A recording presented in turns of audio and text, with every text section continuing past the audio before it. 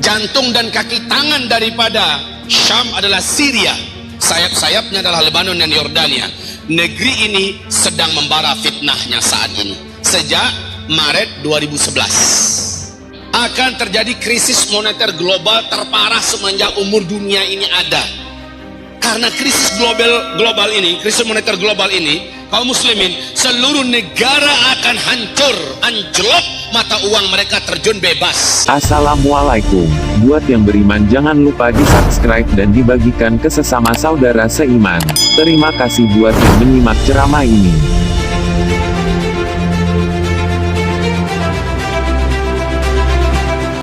Ini contoh salju turun di Arab. Oh, kalau nggak dicocokkan sekarang maka zaman apa lagi yang cocok ya?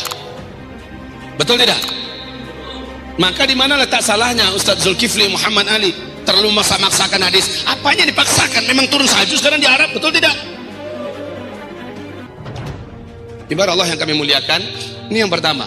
Kemudian Nabi mengatakan meratanya huru-hara dan kekacauan di muka bumi. Kalau kalimat merata bukan berarti satu dua negara, di mana-mana negara ribut dan kacau. Khususnya wabil khusus di Syarqil Awsat, di Timur Tengah. Sudah terjadi belum? Mulai dari Arab Spring, Pak. Sampai sekarang belum diam-diam. Arab dalam keadaan panas dan dunia sekarang mengikuti hampir merata. Lihat saja Indonesia kita. Indonesia lagi damai, lagi tentram atau lagi kacau? Menurut saudara-saudari, bapak ibu semua, kekacauan ini ke depannya akan cooling down atau makin jadi? Tunggu dulu, saya mau tanya. Kok berani bilang makin jadi? Kok berani? Coba berdoa dong, semoga enggak, kan gitu kan? Semoga saja menjadi tenang. Tapi mantap tadi ngomongnya, makin jadi. Dari mana ini dasarnya? Ada, subhanallah.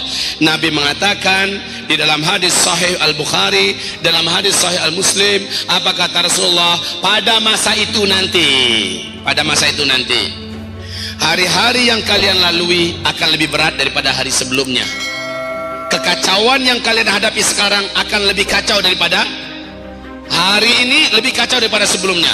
Hari besok lebih kacau daripada hari ini. Ada ternyata hadisnya. Di segi ekonomi, lihat saja. Dibandingkan 20-30 tahun yang lalu, berat mana kondisi ekonomi dunia sekarang atau dulu?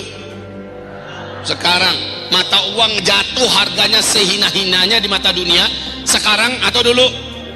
Sekarang. Itu segi ekonomi, Pak. Belum lagi nanti, Bapak ingat kata-kata saya, akan terjadi krisis moneter global terparah semenjak umur dunia ini ada. Karena krisis global ini, krisis moneter global ini, kaum muslimin, seluruh negara akan hancur, anjlok, mata uang mereka terjun bebas.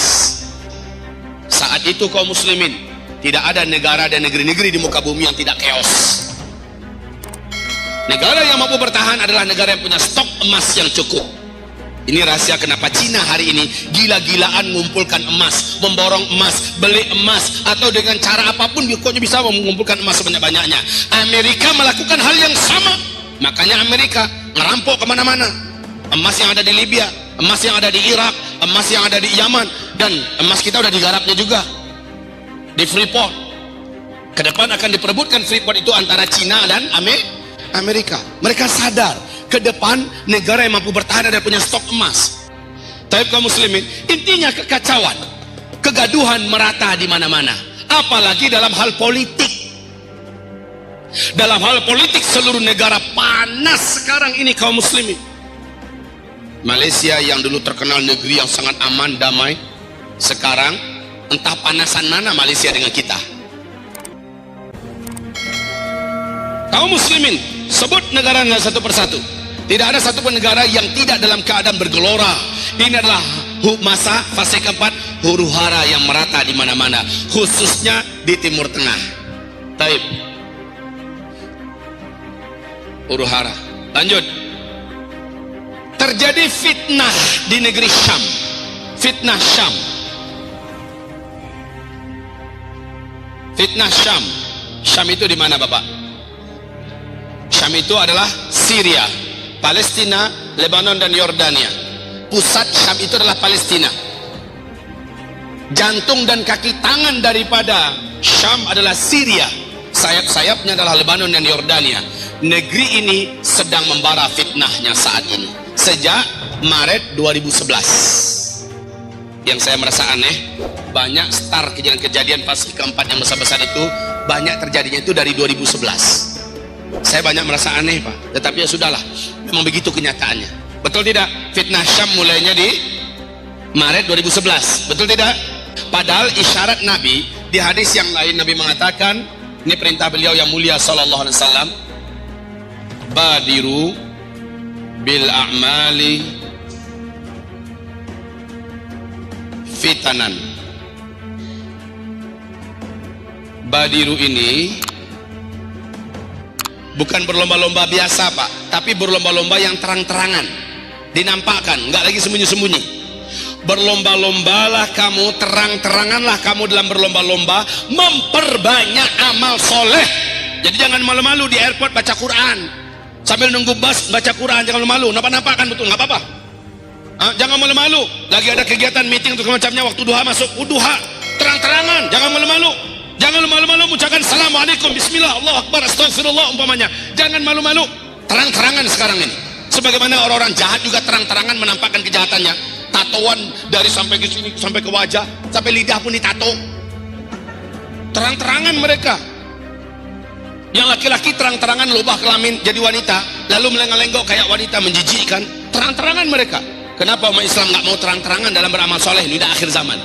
Tapi Nabi mengatakan, badiru bil a'mali fitanan kaqita'il lailil muzlim yusbihu ar-rajulu fiha mu'mina wa yumsi kafira, yumsi mu'mina wa yusbihu kafira, ba'u dinahum bi'aradin minad dunya.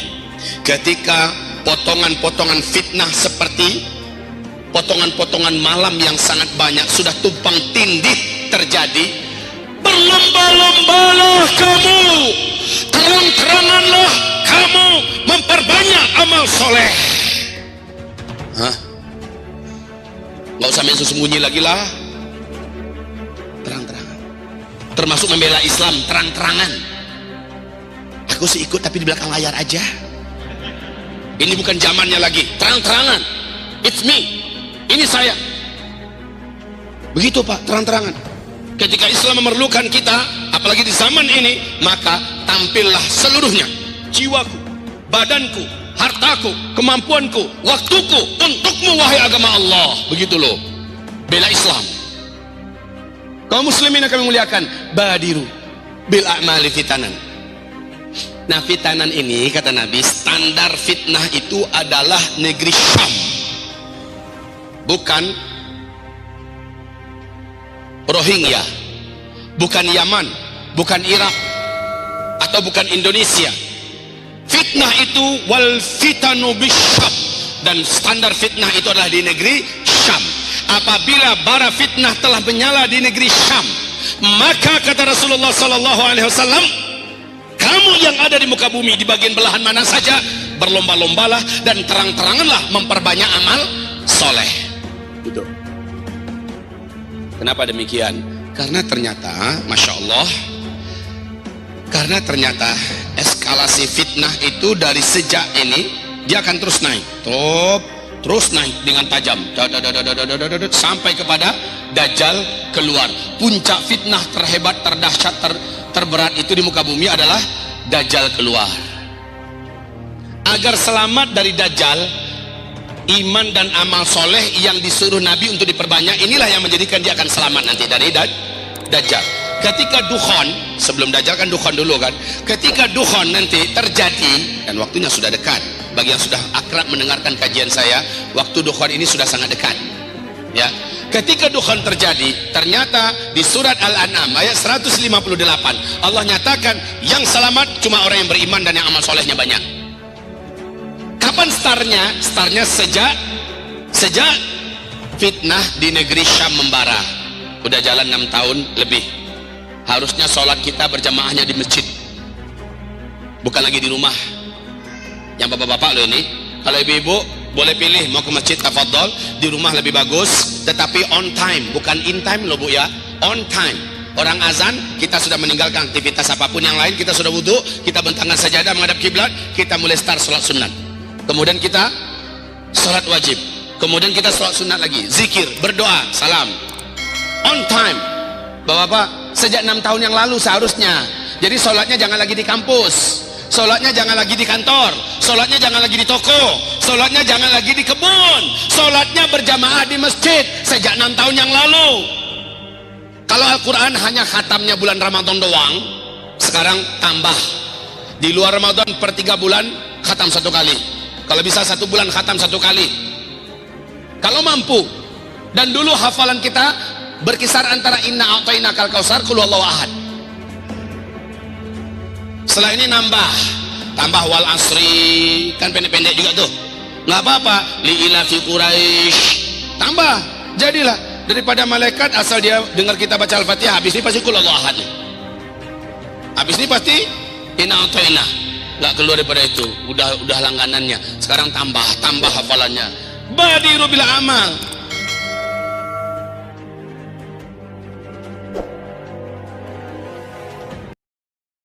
Assalamualaikum. Buat yang beriman jangan lupa di subscribe dan dibagikan ke sesama saudara seiman. Terima kasih buat yang menyimak ceramah ini.